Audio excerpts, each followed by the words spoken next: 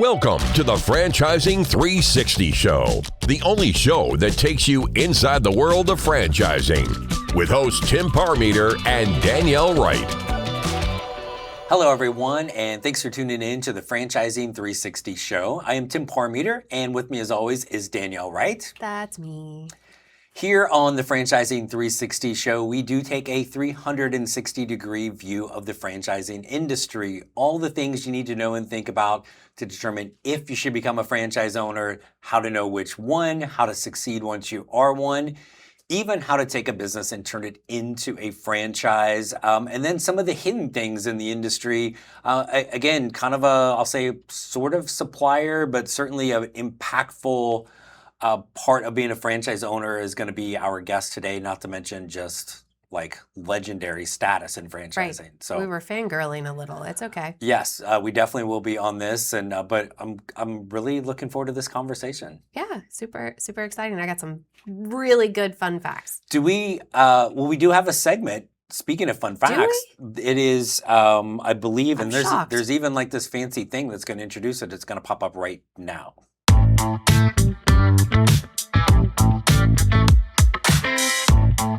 Okay, so what franchise generates $20 billion in referred business in a single year? 20? Did you say with a B? Billion? With a B, yes. 20 billion in referred business. Business, not just business that walks into my Golden Arches and gets a Big Mac. Right, it's referred business. So this is one time I actually know the answer and can get it correct. But because you gain so much pleasure in the buzzer. No, you should say it. Some of the other facts you're not going to know around this. It's BNI. Okay, but what is BNI for our viewers? That one I always it's Business Networking International. Say it slower. Business Yes. Networking International. Correct. How many countries and members are a part of BNI? Countries, I am going to say 70. Yes, because you're cheating. Is it really 70? It is 70. Oh, okay. And then how many members? 10 million. 360,000 members. Oh, that's still a lot. Because the chapters are only allowed one person per industry. Right. So if you're a photographer, you're the only photographer in their group. If I'm a plumber, I'm the only plumber in their group. So here's a fun fact. Ready? Referrals convert 3 to 5 times higher than traditional advertising. Yes. So for our viewers that are considering, hey, maybe I'm going to own a business, I know nothing about advertising. Right. You don't really necessarily need to. You need to work at creating those wow customers that become referrals. Yes, there's if you own a business in any way, shape, or form, the greatest word is referral. Like Frank Coach, they get referred. Like, do you? Yes. Are they more likely to convert than? And 100% like from that standpoint, but also just like more engaged and ready to have a conversation. You don't have to like educate them on why should they eat at my restaurant or why should they do this, because we all want to kind of have a guy or somebody like, oh, Danielle said I should go here because she loves it. I show up, I'm excited about it and ready to go. Yeah, so that's the fun facts we have for this Friday. I love it. And so our guest is going to talk to us about BNI, but really just so much more about franchising. So we are looking forward to having Mary Thompson, the CEO of BNI, is going to join us next, right after this on the Franchising360 Show.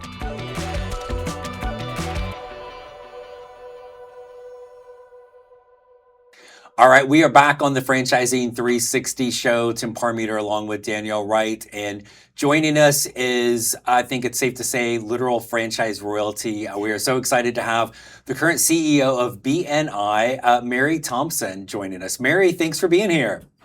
Thanks, Tim. I appreciate the invite. Looking forward to a great conversation around franchising and networking. I love the fact that you assume this will be great. So we'll do our best to kind of live up to that. But we've got a bunch of things franchising to talk to you about, but love hearing stories, and give us kind of the Mary scoop on how you got into this crazy world. Well, I started out in the Marine Corps And when I got out, my husband and I were looking to settle down. We had children and wanted to, find a community to belong to. And he came home. I was in a sales job, and he came home from a Chamber of Commerce meeting with a little brochure from a company back then called Cookie Bouquet. It's now called Cookies by Design. And I remember looking at it thinking, man, I would love to do that. That really excites me. I think this would be a very happy product. I'd love to sell it, but I certainly don't know how to make cookies. I certainly not sure how to sell them or even how to make money selling them. But on the very back page, there were 3 magical words that said for franchising information. And so long ago, I didn't go on the internet because there was no internet. I actually picked up the phone and called, and they sent me a packet. And I've never looked back. It really was, I had no entrepreneurial experience. No one in my family had. And franchising really taught me so much about how to run a business, how to be operationally excellent, how to hire right and grow something out in my community. And it's been one of the best decisions I ever made. Oh my gosh! So again, do you know how to make cookies now? I know you don't own that anymore, but I do. I always say, because I came into franchising first as a franchisee. My franchisor taught me how to make the cookies, taught me how to sell the cookies, and most importantly, taught me how to make money selling the cookies, which created, nice wealth for my family. I've always believed franchising is the greatest democratization of wealth creation that exists out there. And then after we were multi-unit franchisee. After we'd done it for a number of years, we sold them, and the franchisor asked me to come on board and start teaching people what I had been doing. And I still remember my first year, I did 132 site visits, and I wanted to go back and take my businesses back and run them again because I'd learned so much by learning from the whole. Oh my gosh. And so you've been started that way, kind of boots on the ground as an owner, have been in some amazing leadership positions over the years, and now currently with BNI, which let's start for the basics. Maybe somebody doesn't really know what that is. Explain what BNI is. Yeah, so BNI, which stands for Business Network International, it's kind of like IBM. You never say we're International Business Machines. They just say they're IBM. We're BNI. We are the world's largest business referral networking organization across the globe. We have about 360,000 members in 76 countries. I was actually did a big session earlier today with a few hundred members on from our Middle East region in Dubai, talking about how they're working together to keep business going even through tense times.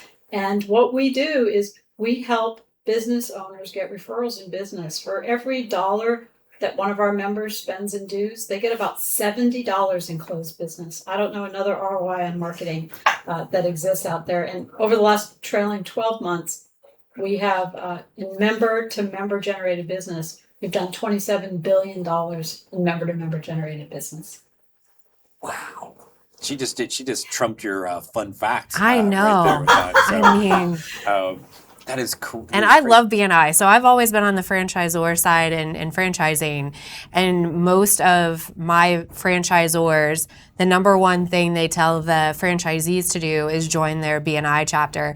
And you should see how many faces I get from these calls like, what is that? What does it mean? And I've actually sat in a couple of chapter meetings in the Tampa Bay, Florida area, and it is such an amazing community and culture. So what do you all look for our viewers as far as franchise owners in the BNI system? What kind of backgrounds, what kind of people are gravitating towards this model? Well, it's interesting. I love you. I can tell you've had the BNI experience. A chapter has about 32 members, and it has one from each industry. So there's no competition within the chapter. And they meet every week, and they don't just sell to one another. They sell through one another because they become this great network. And for a franchisee in our system, we're looking for a purpose-driven person that really wants to help business leaders grow their businesses. So our vision is very clear. Our vision is to change the way the world does business. And our mission is to grow our members' businesses through structured meeting and training. But networking is a science. It's not an art. It's a very specific science. And we teach that to the absolute nth degree. And so we want somebody who wants to come in, not reinvent the wheel, but take the wheel that we have created and be operationally excellent. And by doing that and launching chapters and bringing members into BNI, they get to help grow all of those small businesses within their community. And it's not just I think there's sometimes, I've heard this anyway, people think, well, if I go in the BNI, then I got to go be trying to tell everybody to give me business. It's really the kind of the opposite of that, of how can I, and really almost kind of like a collaborative learning environment, because there's other either some small business owners in some way, shape, or form. So it's more, how do you give to the group? How do you learn from the group? I would assume, as much as you're also getting some business based on just kind of showing up and acting that way. Is that pretty close? Well, y'all have done your homework. Very, very good. So I've been so lucky that I've belonged to 4 high culture organizations, starting with my family. My parents were very big about high culture, high values, going into the Marine Corps, doing neighborly, and then being at BNI. BNI, we have a set of core values. Our top value, which is the essence of who we are, is givers gain. We believe that if you seek to give first, it unlocks all kinds of things for you. It unlocks business, it unlocks opportunity, it unlocks relationships. And so we teach, as part of the science of networking, instead of walking in a room and thinking about, I need to go to this person and tell them I need your business. You need to walk up to a person and say, I can help bring business to you. And those who are the great givers are actually become the great getters as well. I love that. One of the BNI meetings I did go to, one of the gentlemen was like, I'm going to be able to refer you so much business when you join. It actually was intimidating. I'm like, I'm not sure I'm ready for that, but I'm so glad that you're excited about what I'm doing. And it's just kind of refreshing. And I think in a segue to the question I have is, because you had worked with some amazing brands, what about BNI did you gravitate towards when this opportunity presented itself? Because I think you could probably write your ticket to a lot of franchise organizations just based on your background and your pedigree. What about BNI was the thing that said, yeah, this is where I want to be and this is where I want to lead today? Yes, well, you talked about, like, it was almost intimidating that since I can send so much. We call that BNI busy. We have some members that tell us, I joined and then I got so busy I had trouble keeping up with the meetings because I got so busy, which we see that as a really good problem to have. I remember when the board at BNI approached me, and I had been at Neighborly for 18 years, and I was their chief operating officer. And I really thought I was at the pinnacle of what I was going to do and was thinking about retirement. And when they approached me, I knew BNI because I had been a franchisee and had used BNI, and it had been very helpful to me, both transactionally by bringing me one of my biggest leads and referrals ever, and also transformationally by having this group of business leaders who were very helpful in helping me grow as a business leader. But I had a friend say to me, it's time for you to move from success to significance. And it hit me very hard that as I looked to see where BNI was, I've always been a high growth executive. There are people who do turnarounds and people do high growth. Both are important. Where I like to be is on the high growth. And BNI was uniquely poised for some great scaling and growth. And the high culture, the giver's gain mentality, what it does to help small businesses, everything I've done for the last 30 years is about growing small businesses, growing Main Street, creating value for people who are working hard, that they can create wealth for their families and within their community. And so it hit me very deeply and resonated with me deeply that I could make a difference in this organization, help grow and live within, our vision and toward our vision of changing the way the world does business. Because, it's not the politicians that are going to bring the world together. It's the business people who want to connect across the street, across town, across the state, across their nation, or across the globe. And that really, I've always grown up internationally and spent a lot of time both in my childhood and my early adult years internationally. And that was very important to me that I'd be part of an organization that's doing that. I love it in the local component. Let's come back to that after the break from a franchise standpoint. We'll be right back with Mary Thompson on the Franchising360 Show right after this.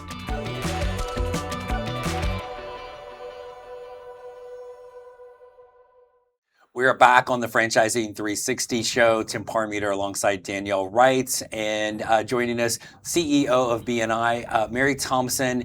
And Mary, I know this has been a big kind of part of your passion within the industry for a long time, of just what it can do for people and lives and families.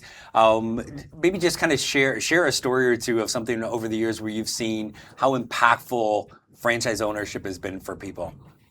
Well, for me, it was very personal. It certainly impacted me. This was a girl had grown up in the military and in the Marine Corps and knew nothing about business, and it certainly helped me quite a bit. I didn't have to reinvent the wheel. I could really work on being operationally excellent. One of my favorite stories, there's a couple when I was president of Mr. Rooter Plumbing. They Brad and Amanda Sims. They had grown up, in not with great wealth, not with great opportunity. And he was a plumber who then became a Mr. Rooter franchisee. And I still remember they're telling me the story of when they moved. They were the first in their family ever to buy a house. And when they took their daughter by the house, they didn't tell her that it was their house. And they pulled up to the front, and she said, "Oh, that's the most beautiful place I've ever seen." And they said, "Let's go inside." She's like, "Can we?" And they said, "Yes." And her closet was bigger than her bedroom had been. And since then, not only have they built this beautiful life and created something for their family, they have gone on to adopt other children and help and bring them and take care of them. And to me, it's not just this creation of wealth, it's this creation of a lifestyle that allows people to do good within their community. And the money stays in the communities. When I was a franchisee, I paid everybody locally. I participated in the local high schools in their football programs. I donated to charity causes. It really makes this huge difference. And I think the last statistic I heard was 89% of the money stays locally in what you're doing. And it is Main Street. It is where you're in business for yourself, but not by yourself. And I didn't want to be in business by myself. I wanted some help, but I wanted to be a business owner. I wanted to control my own destiny. And that's what franchising does. So you recently have turned over your gavel at the IFA. Can you talk a little bit about that experience and your tenure in the last year and the initiatives that the International Franchise Association challenged you with and what you're going to look to do post gavel turnover? Yes, well, for me, that was a labor of love. It was my honor to get to give back and serve the franchising community that has given so much to me and the people that I really care about. And so when they asked me to step into the chair, it really was an honor for me. And over the last 5 years or so, the volunteer leadership, as we've been going through the ranks, we've been very aligned on a long-term strategic focus. It all revolves around protecting, enhancing, and promoting franchising because this is such an important industry. I say it's an industry of dream makers. We help create people's dreams. We help people meet their dreams and get someplace. And so this year, really, we had a 3-pronged focus on as we protect, enhance, and promote franchising. First, a franchisee forward approach, because our franchisees are the lifeblood of what we do, and to make sure we include them in everything we do, everything from how successful we help them be to bringing them into conversations about how laws are made and how it affects them. And then secondly, we have the American Franchise Act, which I think will be one of the biggest pieces of legislation for franchising, which is codifying the joint employer rule, just making sure there's no uncertainty in joint employer so that franchisees know they're the boss and they hire and train their teams, and franchisors know they can provide support without being seen as being the employer. And then lastly, getting our message it was about clarifying, unifying, and simplifying, and clarifying the message that is franchising. What are we? And we had this great campaign called Franchise Means Local. And it was having franchisees talk about, one of the people on the campaign was great. He was with Tropical Smoothie, and he said, it's not just Tropical Smoothie, it's my Tropical Smoothie. And that is what's so amazing is it wasn't just Cookies by Design, it was my Cookies by Design. It's not just BNI. As a franchisee of BNI, it's my BNI. And so that was where we kept our focus. We got great things done. The American Franchise Act is one of the most bipartisan bills to be put forward in the last 10 to 15 years. And I'm very proud of that. Matt Howard, who's the CEO, and the whole team at the IFA have just done a remarkable job. I think of all the things I've heard in the dozen or so years in franchising, and it's so simple, but the franchising means local, right? And it's because, especially on the bigger brands, if you don't know any better, you might think, oh, it's just some big corporation, but it is like you. And again, it gets very personal, like you said. It's my tropical smoothie, it's my this, it's my that, and from you, even as a franchise owner back in the day, you were talking about how many of your dollars that you made still went back into the community for sponsoring or giving back or whatever. Franchise owners really have a tremendous ability to make an impact in the community as well. And I'm sure you've seen that a bunch, correct? They do, and they live in those communities. They care about those communities. And I think people would be stunned to find out that about 1 out of every 8 jobs in the United States is created through franchising, and franchising grows faster than the rest of the sectors. And, you go stay in a hotel, it's probably a hotel that's owned, if it's a franchise hotel, it's owned locally by somebody who cares about what's happening in their community, who's looking to give back to their community, who wants to hire people and grow them. And, McDonald's, they used to say, we're the best first job you'll ever have. And there are many people in McDonald's that started off behind a cash register and now are running regions or maybe even own their own franchise because they were part of that and they were part of something local that allowed them to grow up within there. And there's great careers in franchising. There's great opportunity. And I'll say it again because I think it's one of the most important things people don't realize. It's the greatest democratization of wealth creation that I know that exists.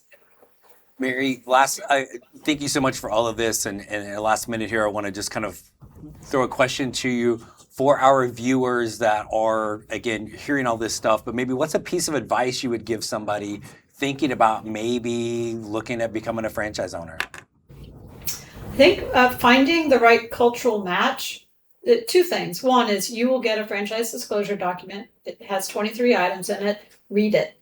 Make sure you understand what it's saying to you, and make sure you understand everything from the item 19, which is the financial performance representation, to item 20, which tells you all the outlets. You can call the franchises and ask them. To item 7 tells you how much it's going to cost you to go into it. So understand that science of it. And then make sure you understand what the culture of that company is, because you're going to be partnered with them. And I personally am somebody who really enjoys and appreciates high culture companies because you can take people from diverse backgrounds, and I think diversity makes everything stronger. Diversity of experience, diversity of people, diversity of education, diversity. What you do then is you have a clear set of values that everyone agrees to, so you know what the rules are that you go by. And so understand that. If you're thinking about buying a franchise, go to the item 20, call some franchisees, ask them, would you do this again? What do you like best about it? What is the culture of this company? And make sure that it's something that marries and matches to where you want to be. I love it. Mary, thank you so much for taking your time to come on and chat with us today. It's just an absolute pleasure having you on. Same. Thanks for the great questions. Thanks again for watching the Franchising360 Show, brought to you by Fran Coach. Danielle and I hope these episodes continue to educate you on the franchise industry. In between our episodes, if you would like to learn more about franchising and the ways in which Fran Coach can help, there are a few places you should check out. First, be sure to listen to the award-winning Franchising 101 podcast. You can find this on Spotify or wherever you listen to your favorite podcasts. Next, check out the Fran Coach YouTube channel, Fran Coach for You. You can catch past episodes of the Franchising360 Show, plus tons of other content. If you like to read, we encourage you to check out the book, Becoming a Franchise Owner. And finally, when you are ready to take that first personalized step and explore franchise industry further, please reach out to our amazing team at Fran Coach. There is never any fee for our service, so let us help you create your better tomorrow. Until next week, for Danielle Wright, I'm Tim Parmeter. Thanks for tuning in to the Franchising360 Show.